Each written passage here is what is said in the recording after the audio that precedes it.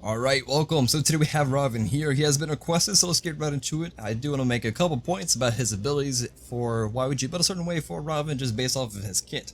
So for his passive, it's a health shield. You can have up to 3 of these 5% health shields, and these health shields are based off of your maximum health. So building into HP items is really strong for him, like Frostbound Hammer, maybe a Winged Blade, maybe Hide of Urchin, some defensive items. All those items that give health really benefit Ravan in his shield.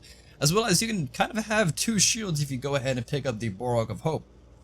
Borg of Hope, Magic Protection, 200 HP, and then once you go below the health threshold, I believe is 30%, you get another health shield. So you can have a lot of health shields just based off, items and just building a lot of HP items. Now, as well as, I feel like he is a good combination of both ability-based warrior, where his abilities are really useful to stick into your target, slow with his 1, which his 1 also hits pretty hard, has a really nice scaling to it, and has a low cooldown.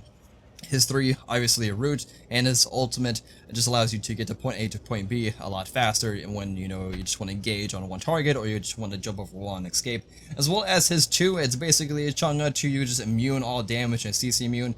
Getting this ability on a lower cooldown is super strong because this thing is like a free purification beads with the Aegis effect where you just don't take damage. So you definitely want to build a cooldown reduction. It's up to you how much. I'll say at least 20%, so go into your Breastplate of Valor. And as well as he does do pretty well with an attack speed based item, so you could probably pick up a Kins, which is pretty popular on Ravan, just to allow you to have a little bit more attack speed so you can build up your passive a lot easier and just make your in-hands hits so much harder because you're sticking to your target already with your 1 and your 3, so you are bound to throw out some auto attacks, and Kins are just perfect for auto attack based builds or gods. So with that being said, let's get into actually building Ravan, starting with Conquest. Now with Conquest, he has 2 different starts. I feel like the most popular one is the Death's Toll. A couple reasons here: you are auto-attacking quite a bit when you go ahead and start with your blue buff or different camps and just things like that. You're throwing a lot of auto-attacks, so your abilities won't like full clear the wave in the early to mid game. And as well as Death's Toll does provide a 90 HP pool, so with this HP from Death's Toll, it ensures your shields are just going to be that bit stronger. Or if you don't want to go into that and you're not a big fan of throwing out so much auto attacks, then you could go into a Bluestone Pennant. So when you go ahead and use your 3 or your 1, you're probably going to use your 1 the most to clear camps and minions. This will ensure your abilities to be even stronger and have more poke damage and just be able to clear faster with your abilities. So those are 2 different items you can go into depending on your playstyle and your personal preference for Ravan. Outside of Conquest, you don't really need a starter item. But for now, let's just go to a Death's Toll. After this point, you definitely want to go into boots. I'll say go into the Warrior Tabi boots. And the reason why Warrior Tabi over Ninja Tabi personally, I feel the power from Warrior Tabi is going to do a lot more for Ravan, for his poke damage and being able to clear, just because of his scaling on his 1. His 1 has an 80% physical power scaling, meaning 80% of your physical power from your items are contributed to additional damage for that ability. As you can see, it does a lot of damage, and as well as his other scalings from his other abilities aren't too bad as well, and he has a 100% scaling on his Mystic Rush. However, Mystic Rush isn't really known for its damage, honestly. So go into Warrior Tabi boost, but if you prefer Ninja Tabi, just do that. If it works for you, it works for you. So after Warrior Tabi, traditionally in the solo lane, you're always fighting against another physical god, typically another warrior, could be an assassin or a hunter. In that case, I'll go straight into the Breastplate of Valor. Now, if you plan to be more tanky overall, you want a more tanky Ravan, then you might consider starting the Hide of the Urchin after boots, just so you can get the stacks online quicker. Because it is 10 stacks and is based off kills and assists, so it can be difficult to build up those stacks depending on how well your team is doing. So you can go into this and then the breastplate if you want to be more tanky overall. However, if you don't care for the Hide of the Urchin, you want to rush the cooldown reduction, then definitely go into the Breastplate of Valor. As ensures you can be tanky against the enemy physical god, and as well as the enemy team if they have a physical jungler. If they try to gank you, you're going to have that much more protection, and you're going to have a health shield, and you're going to be really resilient, and it's going to be hard to gank you when you have this item. After this point, I would consider rushing into the Frostbound Hammer. Again, it has a lot of health, and it really makes up for the lack of health on Breastplate of Valor, obviously, as well as I talked about earlier, the passive with the health shields. Getting more HP, just you're going to have a bigger shield.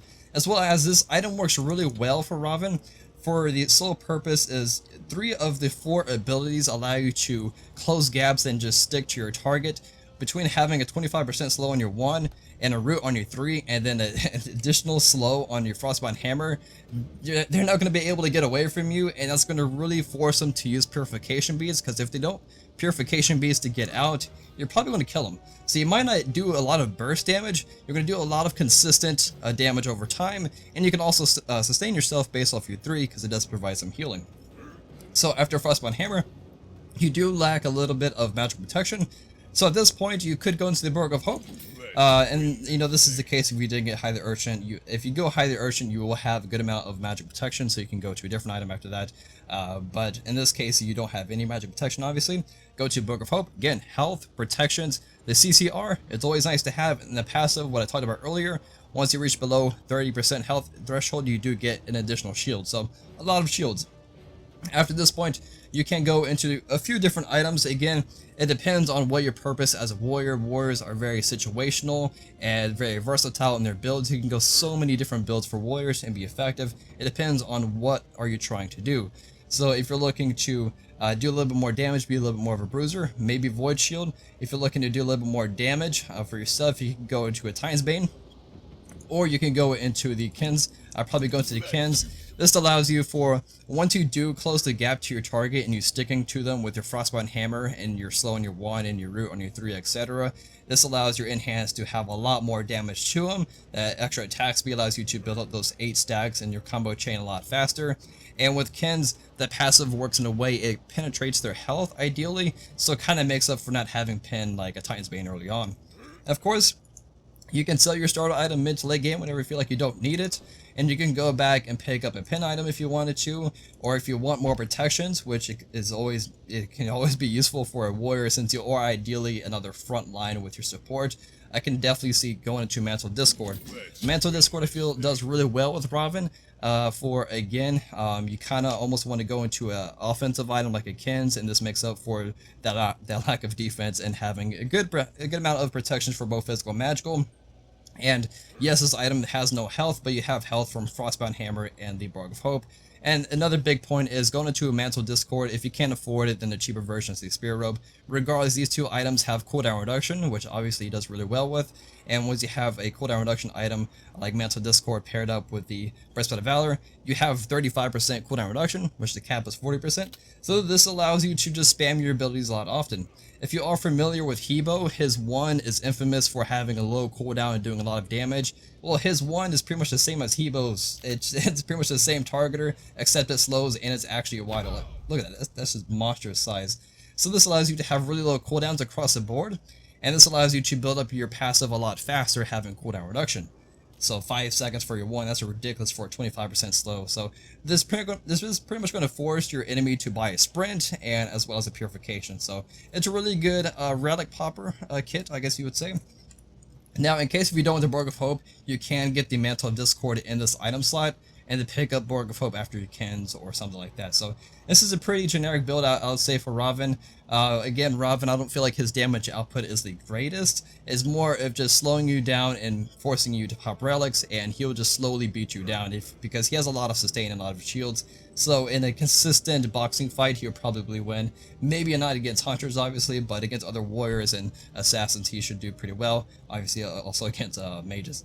So going to something like this. So for Arena, obviously you won't go to a starter item. You just start with your boots, and then you can go into your Breastplate of Valor, and then the rest of the items. The build doesn't really change too much from game mode to game mode, personally. Now, in the case for solo lane, you will see the teleport picked up pretty often. This allows you to get back to your lane a lot faster, especially if the enemy solo laner does not pick up teleport. This allows you to you can get their buffs, you can get a huge advantage in gold and XP. And as well as another relic you could go into, you can go to a sprint, or you can go to a weakening curse. This ensures, if you have a weakening curse, this makes them pretty much use their beads and sprint all the time, and you can easily just close gaps and just stick to your targets, and they can't sustain off of you with the curse.